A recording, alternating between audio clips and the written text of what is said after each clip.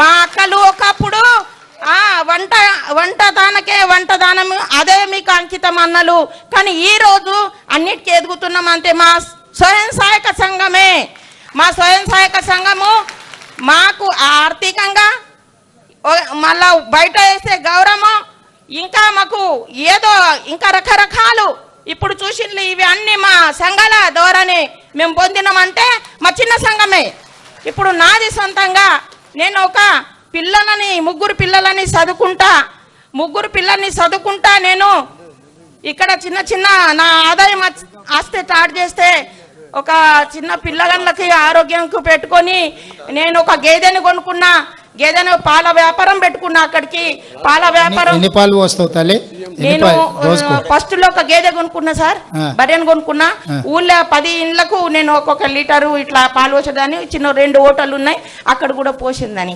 లీటర్కి ఎంత వస్తుంది సరే? ఎన్నో శాతం బట్టి వస్తుంది సార్. అవును, ముందు అయితే 25-20 రూపాయలు, ఇప్పుడు అయితే బాగానే 60, 50, 100, 50,000 రూపాయలు ఇట్లా వస్తాయి సార్ లీటర్. ముందుకైతే చాకలి ఐలమ్మ పేరు విన్నవా?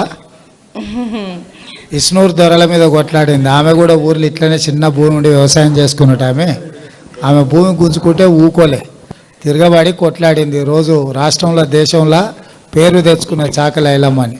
సుశీలమ్మ, నువ్వు కూడా కష్టపడి బాగా అందరికి ఆదర్శంగా నిలబడు, పిల్లల్ని బాగా చదివించుకో. ఏం కావాలన్నా ఈ ప్రభుత్వం మహిళలకు అండగా నిలబడుతుంది. మీకోసమే, మీ మేలు కోసం.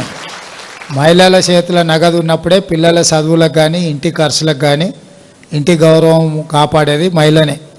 అందుకే ఈ సంఘాలన్నీ పెట్టినాం. ఇవాళ కూడా మేమందరం బట్టి విక్రమార్క సార్ గారు సారే మొత్తం ఖజానా మొత్తం సార్ దగ్గరనే ఉంది. మీకేం 0 వడ్డీ ఇవ్వాలన్నా, మీకేం ఇవ్వాలన్నా సారే ఇవ్వాలి. మళ్ళీ మీరు నాకు చెప్పినా నేను సార్ని అడగాల్సిందే. అందుకోసమనే సార్కు గట్టిగా పెద్ద సప్పట్లతో స్వాగతం పలుకోరు. Okay sir.